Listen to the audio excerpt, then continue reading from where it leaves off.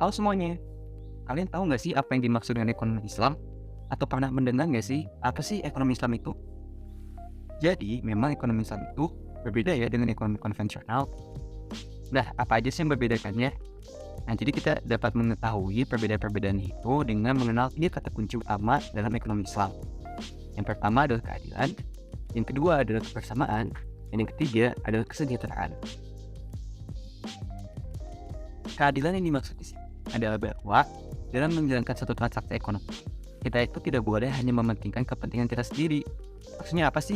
Nah, maksudnya kita tuh harus menjalankan juga prinsip-prinsip keadilan, prinsip-prinsip seimbang, dan juga prinsip-prinsip lainnya yang berkaitan dengan kebaikan dalam suatu transaksi ekonomi ataupun bagi pihak-pihak yang terlibat dalam suatu transaksi ekonomi.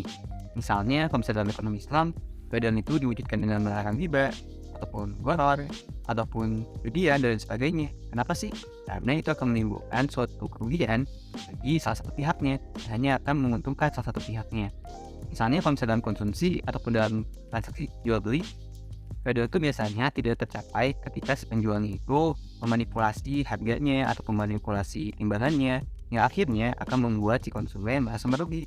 Nah, inilah yang membedakan antara ekonomi konvensional dan juga ekonomi Islam, yaitu dari segi keadilannya. Yang kedua adalah kebersamaan. Seiring dengan prinsip keadilan tadi, bahwa memang dalam menjalankan satu transaksi ekonomi itu, dalam Islam, kita itu tidak boleh hanya mementingkan kepentingan sendiri ataupun untuk menciptakan keuntungan bagi kita sendiri, tapi memang didasarkan juga pada kebersamaan. Kenapa sih harus didasarkan pada kebersamaan? Nah, dalam ekonomi Islam, kebersamaan itu sangat penting untuk menciptakan solidaritas sosial dan juga untuk menciptakan suatu tolong-menolong gitu, sikap tolong-menolong. Nah, misalnya kayak gimana sih implikasinya kan? Nah, yang pertama misalnya kayak kita tuh memperdulikan konsumen lain ketika berbelanja, seperti memberikan kesempatan gitu ya bagi konsumen lain untuk berbelanja, untuk mendapatkan barang. Misalnya kita tuh tidak mubazir juga gitu kalau misalnya dalam perilaku konsumsi kayak gitu. Yang kedua, kita juga bisa menciptakan suatu distribusi pendapatan bagi masyarakat-masyarakat yang miskin, misalnya dengan zakat. Nah, dengan adanya zakat, kebersamaan itu akan tercapai karena masyarakat miskin pun bisa melakukan satu kegiatan konsumsi. Itulah pentingnya kebersamaan dalam ekonomi Islam.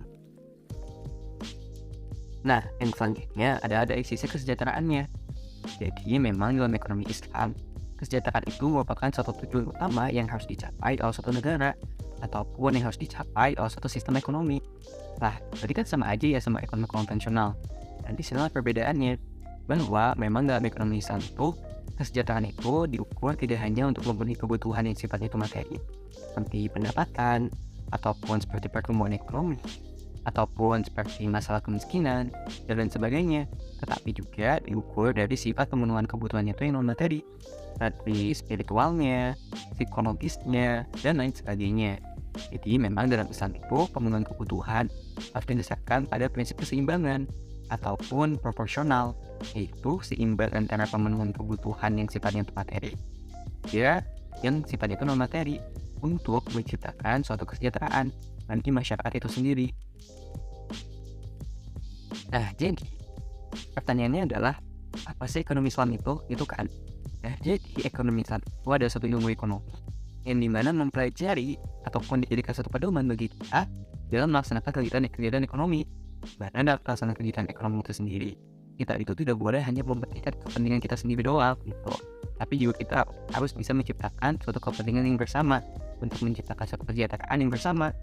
Nah, kesejahteraannya itu tidak hanya diukur dari aspek yang sifatnya itu materi, seperti pendapatan, pertumbuhan ekonomi, dan lain sebagainya, tapi juga dihitung dari aspek-aspek yang lain, seperti tingkat spiritualnya kayak gimana, dan lain sebagainya.